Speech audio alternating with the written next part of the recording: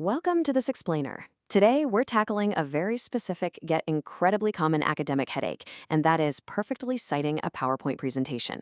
If you've ever tried to reference a slideshow for a research paper, you know it can sometimes feel like trying to nail jelly to a wall. But don't worry, we're going to transform that messy, confusing process into a perfectly clear, repeatable formula that you can use every single time. So how exactly do you cite a restricted slide deck? We've absolutely all been there at some point. You're deep into writing your paper and you find the absolute perfect quote, or maybe the exact piece of data you need for your research. But there's a major catch. It's buried deep inside a slide deck, and perhaps it's one that isn't even publicly available. It just leaves you staring at your screen wondering how on earth to officially reference it so your reviewer or professor can actually follow your academic tracks. Let's jump right into section 1, the presentation dilemma. To really understand the root of the problem here, we need to look at the different forms a presentation can actually take out in the wild. Because, you see, a PowerPoint presentation isn't just one monolithic thing. It generally falls into a couple of distinct categories. On one hand, it could be a widely available public slide deck, or a formal conference presentation that literally anyone on the internet can look up and verify. But on the other hand, it can be highly restricted module material.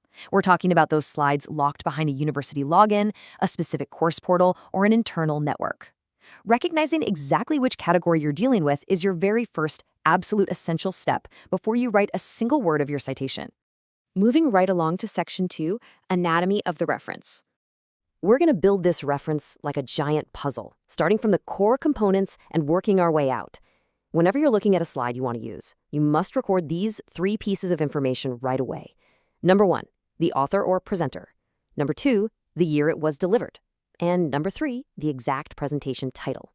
Without this foundational triplet, your citation kind of has no base to stand on, right? It tells the reader exactly who is speaking, when they said it, and what the overall theme was. Now here's a crucial little detail. You've got to include a format label, something like PowerPoint presentation, whenever it's required by your specific style guidelines. Usually this goes in brackets right after the title. And yes, I know, academics absolutely love their brackets, but this step is incredibly important. It explicitly tells your reader exactly what kind of media they're looking for, which prevents any confusion about whether it's a published book, a journal article, or a visual slide deck. Next up, we need to anchor the presentation in reality.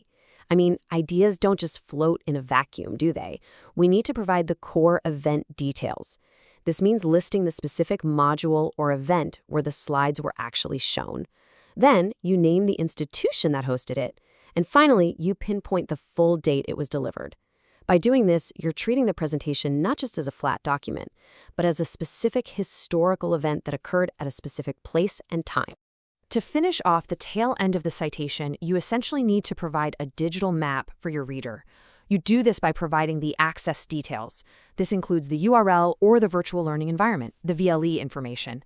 And depending on the rules you're following, you should include an access date if permitted. This shows exactly when you viewed the material, which is absolutely critical because digital materials, especially on learning portals, are highly volatile. They can be updated, changed, or taken down entirely at a moment's notice. All right, that brings us to section 3, the retrievability rule. So, what happens when things go wrong and your reader just cannot retrieve the file you're referencing? This is a super common scenario with those restricted module materials we talked about. If the slides are entirely unretrievable by your readers, say they don't have the login credentials for your specific university portal, well, you have a fallback plan. Some reference guides treat these unreachable slide decks similarly to lecture notes or personal communication. It's a vital distinction. Because the source cannot be publicly verified, acknowledging it as a closed-loop communication actually shifts how the source is categorized and evaluated in your overall bibliography. And finally, section 4, precision and generation.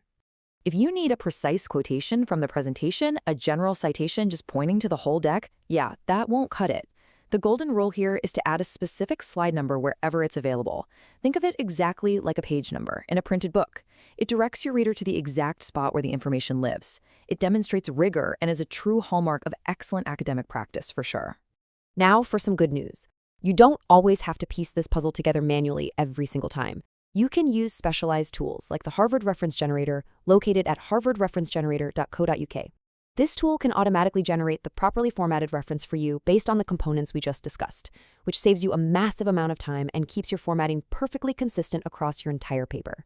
But hey, just remember, before you smash that generate button, there are two crucial final steps to keep in mind. You must first accurately identify the presentation context. Again, ask yourself, is it a public conference or a restricted module?